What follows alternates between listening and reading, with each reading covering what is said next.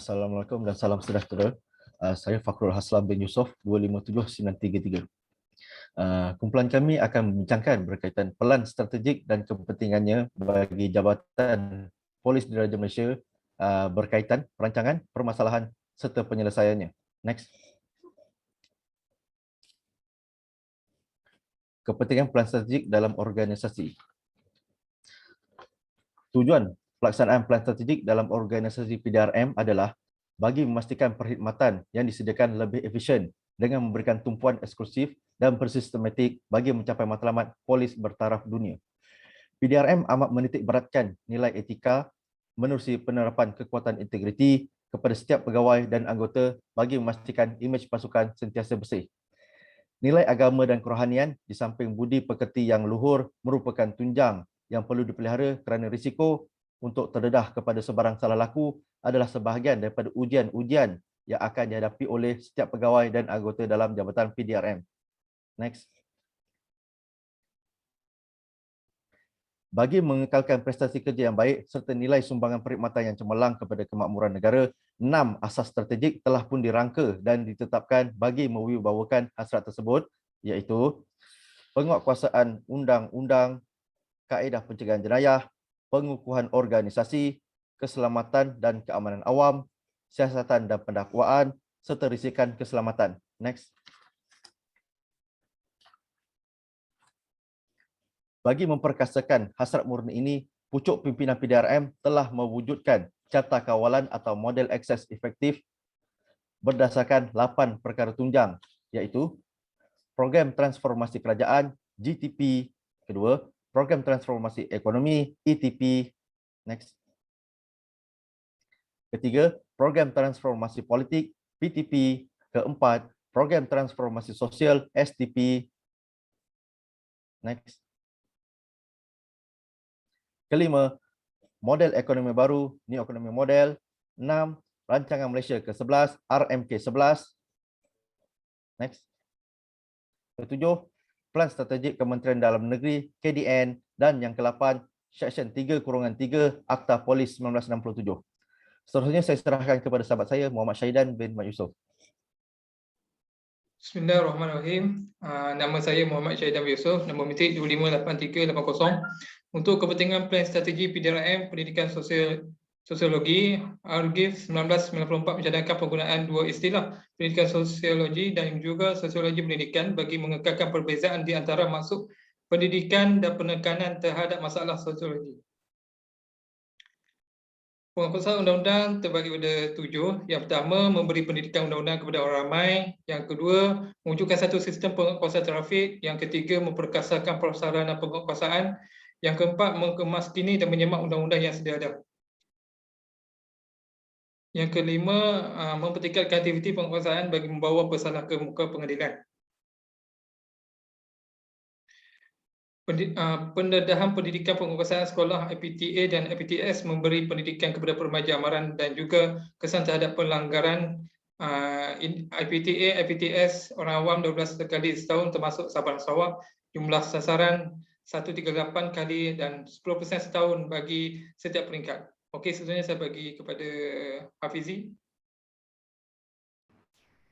Okey, saya Muhammad Hafizi bin Ibrahim, nombor metrik 258363. Okey, penstrukturan penjawatan, kepentingan perkhidmatan. Penerapan nilai-nilai murni dapat mengatasi kelemahan dalam aspek pemerintahan. Ada 4. 1. Pengurusan sistem kewangan, pengendalian kes-kes tata tertib, penyalahgunaan kuasa dan yang terakhir penyelewengan yang ditegah oleh peraturan, perundangan dan juga agama. Okey, next. 3 aspek dalam penstrukturan jawatan adalah 1. Keadilan, 2. Ketulusan kerja dan yang terakhir kejelasan penugasan yang telah pun diamanahkan. Next. SKDD dan pemantauan berskala.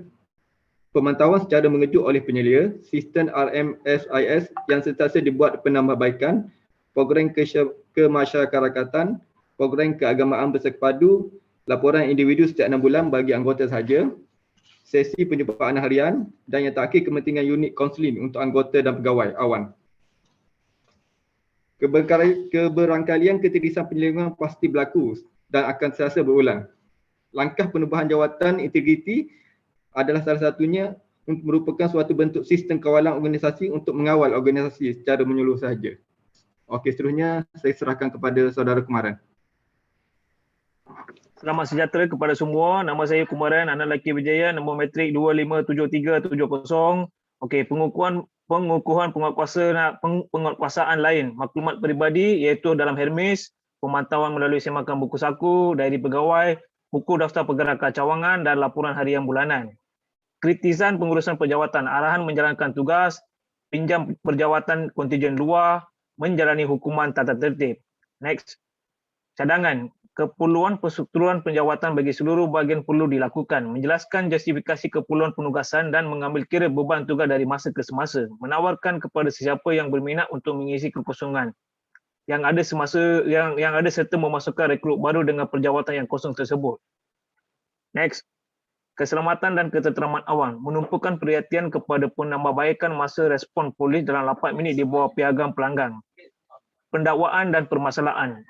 Keberadaan kes jenayah atau sebarang kes untuk ditendangkan pendakwaan turut menghadapi pelbagai permasalahan yang sehingga ke hari ini. Permasalahan 1, karena birokrasi. Melibatkan keputusan ujian air kencing OKT, 6 bulan tempoh masaan keputusan kimia di hospital kerajaan disebabkan perkara tersebut kebanyakan pihak OKT telah pun disabitkan pertuduhan gagal hadir ke mahkamah. Ini menyebabkan tindakan pihak polis tidak dapat dilaksanakan dengan baik dan mengakibatkan kadar pertuduhan menurun. Permasalahan kedua, percanggahan akta, membabitkan agensi luar, mengganggu serta memberikan kelumpangan tindakan ke peringkat seterusnya, mengganggu proses perbicaraan, kes terpaksa ditangguh, ganggu keputusan mahkamah. Permasalahan ketiga, penangguhan perbicaraan kes akibat kesan pandemik COVID-19 juga turut memberikan kesan kelancaran pendakwaan kes. Permasalahan keempat, kegagalan OKT hadir ke mahkamah kerana gagal kesan juga turut memberikan kesan negatif terhadap tindakan pendakwaan. Permasalahan kelima, timbalan pendakwa raya yang turut bertukar atau diganti melegakan proses pendakwaan. Seterusnya saya serah pada Kartik. Okey, selamat sejahtera semua. Saya Kartik Analogi Ramasamy, nombor matrik 257369. Okey, ada beberapa akta jenayah yang perlu diperbarui, iaitu yang pertama akta 378 takrif kecurian barang yang dicuri tetapi sukar dilaksanakan dalam kes kecurian data maklumat. Selain itu, Akta 415 Kanun Keseksaan, kelumpuhan unsur berdaya bagi kes godam, maklumat guna mesin ATM harus diperbarui kerana kesukaran untuk mendakwa individu tersebut ke muka pengadilan. Okey, selain itu Seksyen 3 Akta Jenayah Komputer 1997, pembuktian tindakan mengodam tidak tepat dan kesalahan perbuatan mencuri tanpa menggunakan akses komputer tidak dapat disabitkan. Okey, sebagai cadangan nombor pertama, bagi menjaga keutuhan keselamatan masyarakat, langkah-langkah penjagaan pembuktian maupun apa jua isu yang dikaitkan dengan keselamatan dicadangkan diwujudkan satu saluran khas yang boleh diaplikasikan dengan pihak yang berwajib untuk melakukan semakan semula. Okay, cadangan kedua, kolaborasi atau berkongsi tindakan akta menjadi akta bersama bagi mencapai keputusan yang lebih baik di kedua-dua belah pihak. Okay, cadangan tiga, kewujudan satu sistem yang lebih komprehensif termasuklah bagi kendalian kes-kes yang terbengkalai serta pengesahan saksi ataupun OKT. Okay, risikan keselamatan negara, intelligence led policing ataupun kepolisian berpandukan maklumat. Menggunakan tiga konsep iaitu mentafsir, mempengaruhi dan impact. Okay, penjagaan jenayah ada tiga cara. Ada 5 cara. Cara pertama adalah perkasa persarana jenayah, kedua kepolisian komuniti, ketiga pendidikan publicity, keempat kerjasama dan jaringan, kelima pencegahan jenayah. Antara agensi yang turut membantu usaha ini adalah seperti unit cawangan khas, PDRM, Kod Risik, ketiga agensi pengurusan maritim Malaysia, keempat Angkatan Tentera Malaysia, kelima jabatan-jabatan dalam Kementerian Dalam Negeri. Okey, kepentingan perancangan jabatan ini adalah sebagai bentuk urutan ataupun proses-proses yang bakal diambil adalah satu perencanaan yang taktikal. Ianya tidak terus tertumpu kepada objektif perantaraan semata-mata. Okey. Sekian, terima kasih.